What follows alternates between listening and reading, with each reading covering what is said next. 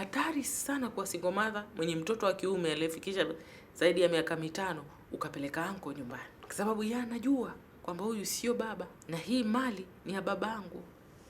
Ni ngumu sana amheshimu yule mwanaume, ngumu sana, kwa sababu yeye mwenyewe anajua babangu amefanya kazi akafa akaacha hii mali, lakini huyu hajafanya chochote na anaikuta hii mali. Na huyu ninavyomuona mimi, huyu atamdhulumu mamangu, huyu hii mali hii atatumia na mtu mwingine. Wanaume hataki wa mtoto wanajuana, watoto wa kiume mara 60 akiwa mtoto wa kike. Lakini kwa karne hizi ambazo dunia imeharibika, waweza kumleta hata kwa watoto wa kike akawalawiti, akawanajisi. Kwani usimsubiri mtu atakakukuoa sasa? Yashafika mwafaka mambo, hakuna kurudi nyuma, na ndio pale unawatambulisha watoto wako, jamani, huyu ni baba yenu mdogo. Mimi na baba yenu simwajua tulishindwa, sasa mimi siwezi kuishi peke yangu. Wakifika miaka 5 yote wanayajua, unaongea nao.